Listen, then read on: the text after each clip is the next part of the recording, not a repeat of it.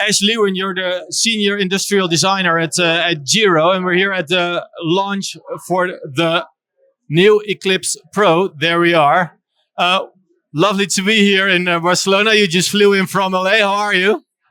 Doing very well. Thank you so much. Really happy. A bit jet lagged? A little bit. Yeah. As to be expected. Can you show us the design perspective on this new helmet with a 17% gain in aerodynamics? Absolutely happy to. So what we did was we actually looked at everything, not only in isolation with the helmet and head form. So we looked at this versus our previous Eclipse, and with everything we did with the collaboration with our professional team, leveraging Visma Lisa Bike and their expertise, understanding what was expected of this helmet, we were able to deliver a 17% drag reduction in CFD simulations. So what that translates to, essentially, when working with an aero road helmet, we only have control of roughly 8% of the overall system. So that 17% reduction in drag translates to overall about a 1.1% change in the whole system, which again is really fighting for those watts, but that's about a 5-watt reduction in power. Can you show us in the helmet which parts you specifically looked at in the design process? Again, nothing really happened in isolation. We had to look at everything as a whole. So it started with the overall shape. This was determined within the time frame we had to create the fastest and most compact shape. From there, that's the way that we were effectively moving air over the system. But then once we got into, obviously, the demands of a fully ventilated helmet, we needed to really look at not only the typical eyewear storage, which again is always required. So we knew some primary locations for vents. But from there, it was really about how do we manage the airflow through the helmet. Now, we have a spherical technology. It's proprietary to Giro, working with MIPS. The spherical technology allows us to work with 2 different layers. Of course, that's not necessarily conducive to being more aerodynamic. So it presented some new challenges for us. Safety first. Safety first, yes, no compromises. So absolutely. And with that, we found unique opportunities to redirect the air through both layers. I think one of the most unique features is this front vent.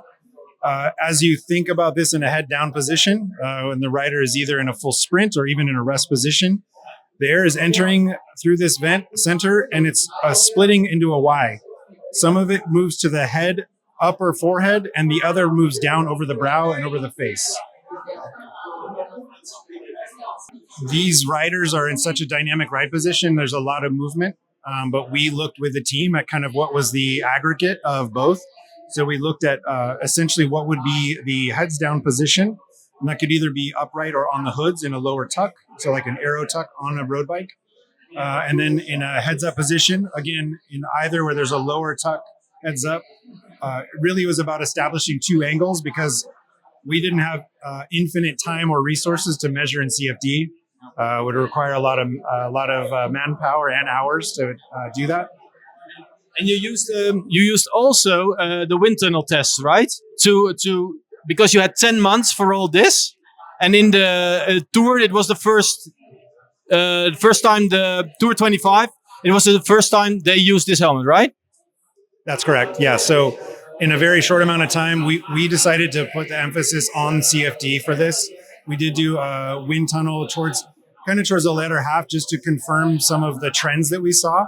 Of course, nothing translates directly from CFD to wind tunnel, but with our commitment to delivering what our goals were to the riders, we really decided to look kind of at that microscope that you can only have with CFD.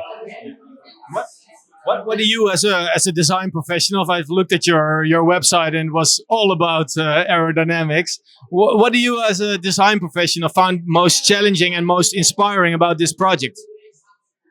That's a good question. I really think that it starts with the way that individuals, that particularly with this helmet, and I think of any other project I've been able to work on, what those individuals can do with this.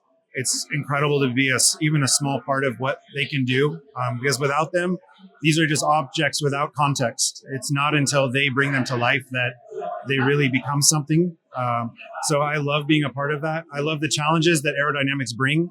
I'm not an aerodynamicist, but I've been able to work alongside some incredibly talented aerodynamicists and engineers, and really just trying to problem solve. That's, as a designer, trying to solve problems. It's exciting. It's always new. So continue to push. Yeah. Thank you so much for your time, and also to spend time with us here in Barcelona, all the way from LA. My pleasure. Thanks.